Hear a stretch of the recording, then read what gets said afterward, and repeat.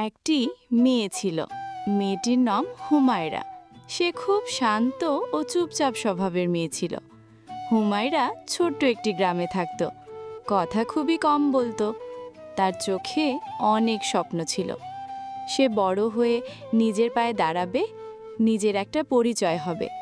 কিন্তু সে স্বপ্নটা তার পূরণ হলো না।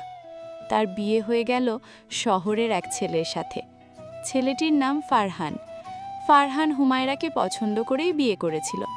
বিয়ে নিয়ে প্রত্যেক মেয়ের জীবনে স্বপ্ন থাকে। তার স্বামী তাকে একটু যত্ন করবে, তার ছোট ছোট আবদার পূরণ করবে। প্রতিদিন ঘুম থেকে উঠে তার স্বামীর জন্য সাজগোজ করবে। স্বামী ঘুম থেকে উঠে মুচকি একটা হাসি দিয়ে স্ত্রীর প্রশংসা করবে।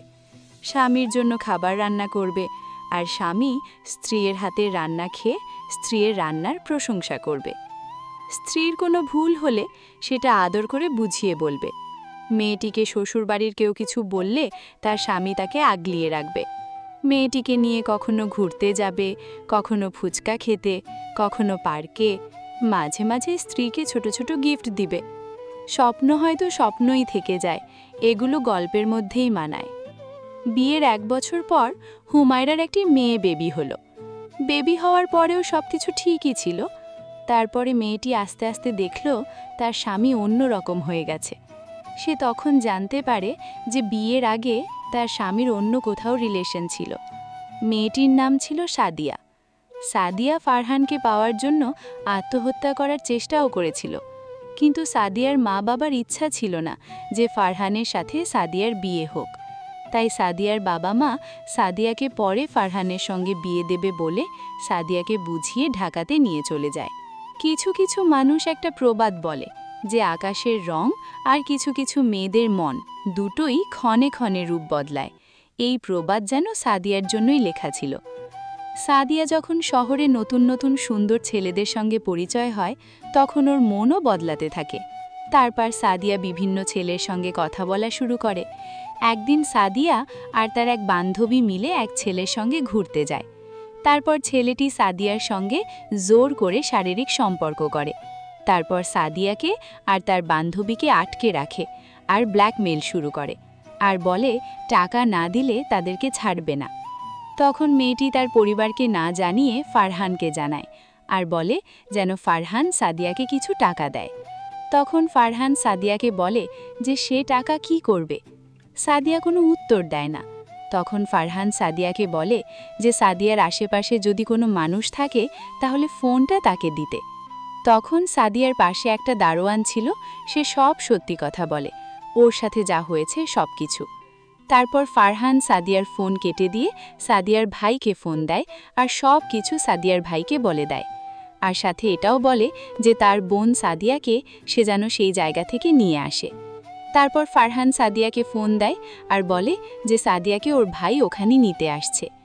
সাদিয়া যখন জানতে পারে যে ওর ভাই সব কিছুই জানতে পারছে, তখন সাদিয়া ফারহানকে ফোন দিয়ে তার সাথে রাগারাগি করে আর অনেক খারাপ ভাষায় গালাগালি করে।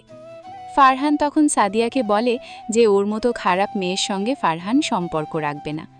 এত কিছু জানার পর কোনো পুরুষই মানতে চাইবে না, এটাই স্বাভাবিক। তারপর ফারহান ওই মেয়েটির সাথে সম্পর্ক রাখে না। ফারহান সাদিয়াকে বিয়ে করার জন্য 8 বছর অপেক্ষা করেছিল। সাদিয়ার সঙ্গে ব্রেকআপের 8 মাস পরে হুমায়রার সঙ্গে পরিচয় হয়, আর তাকে পছন্দ করেই বিয়ে করেছিল। পরে যখন হুমায়রা এসব কিছু জানতে পারে, তখন মেয়েটি সব কিছু মেনে নেয় আর ভাবে যে বিয়ের আগে যেটা হয়েছে সেটা আগের বিষয়, কিন্তু বিয়ে হয়েছে হুমায়রার সাথেই। কিন্তু বিয়ের পর কোনো মেয়েই সহ্য করবে না যে তার স্বামী অন্য কারো সঙ্গে কথা বলুক। হুমায়রার বেবি হওয়ার পর তার হাজবেন্ড তার ফেসবুকে তার বেবির ছবি পোস্ট করে। সাদিয়া অনেক খোঁজাখুঁজির পর ফারহানের ফেসবুক আইডি খুঁজে পায় আর দেখে ফারহানের বেবির ছবি পোস্ট করছে। এইটা দেখার পর সাদিয়া ফারহানের সঙ্গে যোগাযোগ করার অনেক চেষ্টা করে। তারপর সাদিয়ার দুলাভাইয়ের কাছ থেকে ফারহানের নাম্বার নেয়। তারপর সাদিয়ার বান্ধবীর কাছে থেকে ফোন নিয়ে ফারহানের নাম্বারে ফোন দেয় আর বলে সাদিয়া নাকি অনেক অসুস্থ, ও নাকি আর বাঁচবে না। এইটা বলে ফারহানের সঙ্গে কথা বলা শুরু করে। সাদিয়ার সঙ্গে যখন ফারহান কথা বলতো তখন হুমায়রা একদিন জানতে পারে, একটা মেয়ে যখন জানতে পারে যে তার হাজবেন্ড অন্য এক মেয়ের সঙ্গে কথা বলছে, তখন তার জীবনের উপর দিয়ে কী যায় একমাত্র সেই জানে। মেয়েটির মন যেন ভেঙে গেল, সে ভিতর ভিতর অনেক ভেঙে পড়েছিল, আর তার স্বামী ফারহানের উপর থেকে মন উঠে গেছিল। তারপর থেকে ফারহান সবসময় সাদিয়ার সঙ্গে কথা বলতো। একদিন সাদিয়া ফারহানকে মিথ্যে নাটক করে বলে যে সে আর বেশি দিন বাঁচবে না, তাই তার মরার আগে শেষ ইচ্ছে ফারহান আর তার বেবিকে দেখবে। ফারহান রাজি হয় আর হুমায়রাকে বলে যে বেবিটাকে নিয়ে সাদিয়ার সঙ্গে দেখা করবে, কিন্তু হুমায়রা দেখা করতে দিতে রাজি হয় না। ফারহান তার স্ত্রীর কথা না শুনে একাই দেখা করতে যায়, কিন্তু তার স্ত্রী তখন জানত না। ফারহান সবসময় সাদিয়ার সঙ্গে কথা বলতো, এটা হুমায়রার পছন্দ হতো না। একদিন ফারহান মোবাইল রেখে গোসল করতে যায়, সেই মুহূর্তেই সাদিয়া মেসেজ দেয়, আর তখন হুমায়রা মেসেজ দেখে আর তখন পাল্টা মেসেজ দিয়ে গালাগালি করে। তখন ফারহান এসে দেখতে পায় আর হুমায়রার সঙ্গে রাগারাগি করে, আর বেবিটাকে নিয়ে নেওয়ার কথা বলে বাড়ি থেকে বেরিয়ে যায়। তারপর রাতে যখন বাড়ি ফেরে তখন ফারহান নেশা করে বাড়ি ফিরেছে। তখন থেকে সে প্রায়ই নেশা করতে শুরু করে। একটা মেয়ের বিয়ের পর স্বামীই তার পৃথিবী হয়, কিন্তু সেই স্বামী যদি খারাপ হয় তখন ওই মেয়ের জন্য এর থেকে খারাপ আর কী হতে পারে। কিন্তু বাচ্চাটির মুখের দিকে তাকিয়ে সে সব কিছু সহ্য করে আর ফারহানকে বোঝায় যে সে যেন ছাদিয়ার সঙ্গে কথা না বলে। ফারহান তখন ছাদিয়াকে সব জায়গা থেকে ব্লক করে দেয়। 7-8 মাস পরে সাদিয়া আবার ফেক আইডি খুলে ফারহানকে মেসেজ দেয়, তারপরও আবার কথা বলা শুরু করে। পরে ফারহান জানতে পারে যে সাদিয়ার নাকি বিয়ে হয়েছে আর তার নাকি বাচ্চা হবে। তখন সাদিয়া আবার রেগুলার কথা বলা শুরু করে।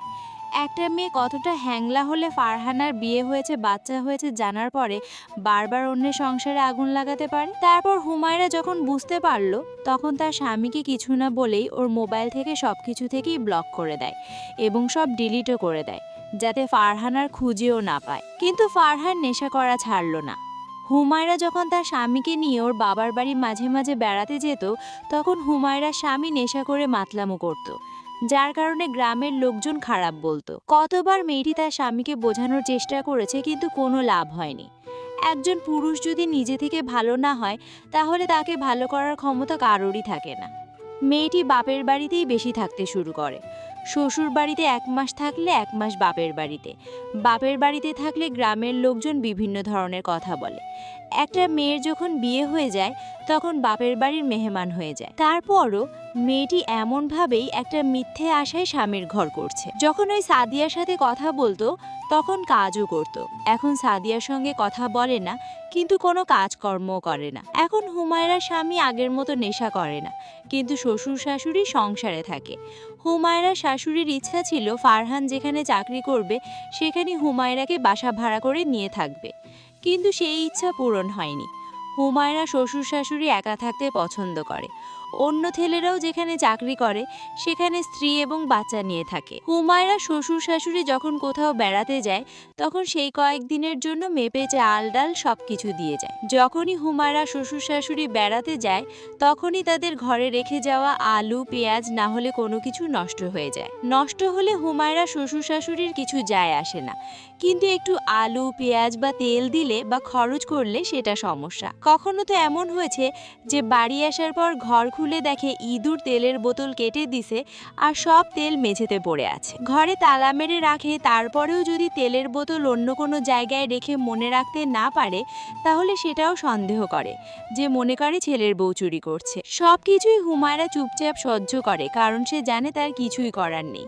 ফারহানকে কোনো কিছু বললে সে নেশা করে এসে ওর বাবা মায়ের সঙ্গে খারাপ ব্যবহার করে, আর সেটার জন্য হুমায়রাকে ওর শাশুড়ি অনেক কথা শোনায়। হুমায়রার শাশুড়ি এখনও ফারহান যখন কিছু বললে হুমায়রার উপর সেটার রাগ দেখায়। সব কিছুই দেখার পর এখন যদি হুমায়রার শাশুড়ি যদি হুমায়রাকে রাগের মাথায় কোনো কিছু বলেও তারপরও ও স্বামীকে আর কোনো কিছু জানায় না, কারণ সে জানে তার স্বামীকে বলে কোনো লাভ নেই, সব কিছু তো সহ্য করতেই হবে।